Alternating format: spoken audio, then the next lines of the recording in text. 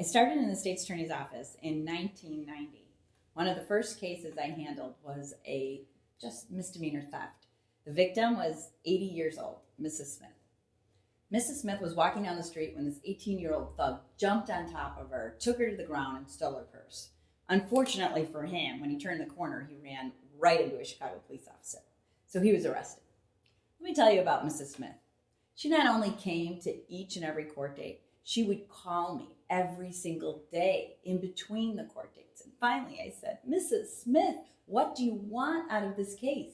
And she said, I want him to get the death penalty. And I said, well, it's a misdemeanor, so we'll give him the misdemeanor death penalty, which is 364 days in jail. So we have the trial. It's early in the morning. He's convicted. At the end of the day, like 5 o'clock at night, I'm walking outside. There's Mrs. Smith. I said, what are you doing here? The trial ended hours ago. She said, I want to see him get on that bus and go to jail. So I sat there with her and I waited with her. And sure enough, he comes out in handcuffs and he starts boarding that bus to prison. And he turns around and gives her this frightening stare. And what did she do? What any 80-year-old woman would do. She gave him the finger. I couldn't believe it. He was shocked and so was I. And I said, Mrs. Smith. And she grabbed my hand and she shook it and she said, you know what? I wanted justice. That's all I wanted. And that's what I got today. And she shook my hand. She had a smile on her face and a skip in her step. I was a prosecutor for a very long time, so I have a lot of cases. But one of my favorites involves a Mr. and Mrs., I'll just call them Papadopoulos. Their last name is similar to mine. She was 85, he was 90. And in the middle of the night, he beat her up and threw her into the street with just her nightgown on. And the neighbors called 911. Well, they show up in court, and they're both Greek, and they don't speak a word of English. And the judge says, oh my God, they're both screaming and yelling at the judge. He's like, wait, get Paziotopoulos down here. You know, she's got to help us interpret. So I come down and I take her aside and I say, what's going on?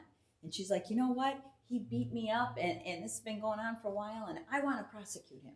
So I was so intrigued by the case. I was supervising the division at the time. I told my state's attorney, give me that file. I'm going to try this case. So I set it down for trial. And I had about a month to prepare. And I kept calling her and I said, you know, you're definitely going to come to court, right? And she goes, oh yeah, I'm definitely coming to court. I want to prosecute him. So the trial date comes up.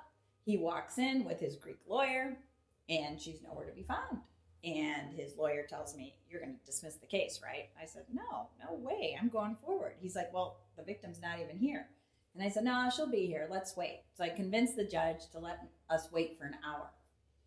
So an hour goes by and she runs in. And I said, where were you? She goes, well, I got up. I gave him his vitamins, his medicine, his breakfast. He took the Cadillac down here and I had to take 2 buses and an L to get here. So it took me a long time. And I was like, oh my God. So we have the trial, which is a giant fiasco. And at the end of the trial, the judge finds him guilty. And he says, I don't care that you're 90 years old. You guys still live together. I'm giving her a restraining order. You better not touch her again. If you do, I'm sending you to jail. So now she starts rushing, you know, she's putting her little babushka on. And I said, hey, wait, where are you going? I want to talk to you and tell you what happened. She goes, I got to go home and make him lunch. And then she grabbed my hand and she said, you know what? This was an arranged marriage. I was only 16 years old when I got married. And he's been beating me ever since. Today, all I wanted was somebody to believe me. And that's exactly what I got. But I got to go now because I have to go home and make him lunch. Well, a few months later, I'm a young prosecutor, young DA, and I get transferred to the domestic violence division. Whoa, things were much different there. Let me tell you about the victims there. First of all, they didn't come to court. About 80% of them just didn't show. And the ones that did come to court, about 95% of them didn't want to prosecute. So I pick up my first case and I see there's prior arrests. This husband had abused his wife like 30 times, 30 arrests, no convictions. So I took her in a room. She had 3 little kids. And I said, I don't care if you want to dismiss this case. I'm not going to let you. I'm going forward on this case. This guy's been arrested 1,000,000 times. You never do anything about it. And she said, well, I'm a stay-at-home mom and I have 3 little kids. and he's got a great job. And if he gets convicted of domestic battery, then he's going to go to jail. And what happens to us, Miss Prosecutor? Are you going to pay for our groceries? Are you going to pay our rent? My kids are in private Catholic school. Are you going to pay the tuition? And I thought, whoa, those are really good questions. I left the state's attorney's office. I went to work for the National District Attorneys Association. The Violence Against Women Act had just passed. It was 1996. I went on the road. I traveled to 38 states. I went to rural communities. I went to Indian reservations. I was supposed to be doing training, but honestly, I was learning. I was learning what all the promising practices were when it came to domestic violence. And then I came back to the state's attorney's office in 1997, and I actually created and supervised the first domestic violence division. Believe it or not, we had over 100,000 cases a year. And as I'm putting all these programs together for a lot of victims that were incredibly dependent on their abusers, there was this huge group of victims that I was missing, and that was the employed domestic violence victim. They were coming to court. They were getting restraining orders. They're putting the work address on the restraining order, but they're not telling anybody at work. Why aren't they telling anyone? Because they would be terminated. They're protecting their job. The offender's done everything to destroy their personal life, and now they're trying to destroy their professional life. They're showing up in the parking lot. They're calling them at work. They're emailing them at work. Yet victims feel totally hopeless. Unfortunately, companies aren't doing what they should be doing. They should have workplace violence policies. They should have policies that incorporate a section for intimate partner violence in the workplace. They should have threat assessment teams. Everyone in the workplace should know if you're being threatened by anyone, you should report that immediately. It's going to be confidential, and you're never going to be terminated for disclosing that information. You know, we're all trying to assess what are the threats to our workplace. I'm here to tell you that the number one threat is that ex-partner, that former partner. Because when you break up with somebody, they don't know where you live anymore, but they know where you work. Work hours, location, very predictable. How many times do we hear these active shooters in the workplace? It's absurd these days. It seems like every other day we hear of an active shooter in the workplace. A lot of times, unfortunately, those active shooters are looking for their former partner because you're vulnerable at the workplace. We have so many programs now to protect people, but unfortunately, I think companies aren't really stepping up. They're not really adopting the programs, the policies, getting the training from experts that they need. In my career, I have had victims that transcend all socioeconomic lines. I've had FBI agents, I've had DE agents, I've had cops, I've had judges, I've had neurosurgeons, I've had dentists, I've had chiropractors, I've had lawyers, and I've had fellow DAs, assistant DAs that were being abused by their husbands or boyfriends. Yet they were stellar performers at work. You know, it was like they were leading a double life. Anyone, there's no profile of a victim. Anyone can get into an unhealthy relationship. The difference is, unfortunately, a lot of professional people, whether it's a man or a woman, when they're in an unhealthy relationship, they don't seek out the criminal justice system. They're not calling the cops. They're not getting restraining orders because they're embarrassed. They're embarrassed. They don't want to be shamed. They don't want anyone to know. But a lot of times they feel that they're in a really unhealthy relationship. It's getting dangerous. They want to get out. They want to leave. They just don't know how. How do they leave safely? Thankfully, we've developed crisis coach. You know, all of us, you have your therapist maybe, you might have your coworkers, you have your friends and your family, but you really need an expert in risk assessment to help you leave that relationship in a really safe manner. At Crisis Coach, we help, devise strategies and interventions so you can safely terminate the relationship. People always ask me, how do really intelligent men or women get into these unhealthy relationships? Well, abusers, whether they're emotional abusers, verbal abusers, whether they're physical abusers, financial abusers, stalkers, all, they don't really look a certain way, but I can tell you that they all have an abuser playbook. That playbook is classic, and it starts with this. They are excellent at the beginning of things, excellent at that honeymoon phase of the relationship. All relationships, when they're new, it's new and exciting. But with abusers, with real predators and sociopaths, they just knock this out of the park, that honeymoon phase. They are engaging conversationalists. The dates aren't just exciting, the dates are adventures. And they get the other person completely hooked, as if they're like a magician putting a spell on another person. And that person becomes addicted to this relationship, addicted to the excitement of it all. They think to themselves, my God, this is like the most perfect person.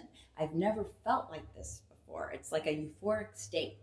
And once the abuser realizes that they've completely sucked you in, and that's when they start chipping away at the self-esteem, your confidence. They start with the verbal abuse, the emotional abuse, maybe intimidation, maybe financial abuse. A lot of stay-at-home moms go through this, where the husband's the provider, and they start asking questions about what salary they're making or how are we paying for this, and the husband gets really upset, and the wife says, okay, I'm walking on eggshells, I don't really want to ask any other questions. And really the wife has no idea what the finances are all about. And then one day, if there's a breakdown of that relationship, they end up getting divorced. Unfortunately, because she didn't partake in the finances, she has nothing to contribute to her divorce lawyers. They've got a blank piece of paper, and they'll spend hundreds of thousands of dollars sometimes just trying to find out what the finances were. So abuse comes in all sorts of, like it could be verbal abuse, it could be emotional abuse, it could be financial abuse. And then we have those that are stalked. I have so many professional women that will tell me that during their relationship that the offender was not physically abusive. They might have been emotionally abusive at times, but then when they tried to leave, they made it impossible for them to leave. And they experienced such severe stalking that I know quite a few women, unfortunately, that actually were fired. They were terminated because the offenders kept coming on the property. Instead of security handling that situation, they terminated the victim. Well, when I became involved in the area of domestic violence and how that infiltrates the workplace, I kept her number and I called her and I said, hey, you worked at that factory for 40 years. In 40 years, did you ever walk in with a black eye or any visible injuries? All the time. I said, did anybody at your workplace ever extend a hand? Anyone ever give you any resource information? Did anybody care? And she said, not once in 40 years. As a matter of fact, when I had a bruise, I couldn't even sit with everybody at the lunch table. They would make me eat in a closet. And just think about that.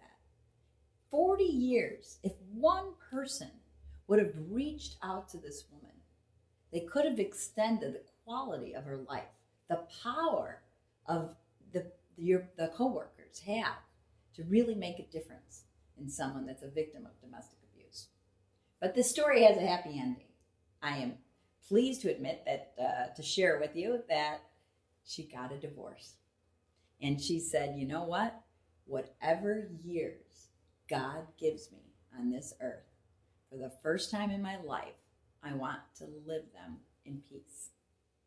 But I always think back to those coworkers, that supervisor.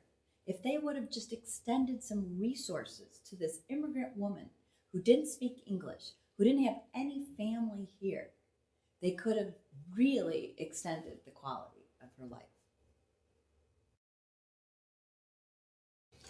You hear the word sociopath, and when you think of a sociopath, you think of a criminal, right? Somebody that you're going to know is not right when they're walking down the street and you might want to cross over.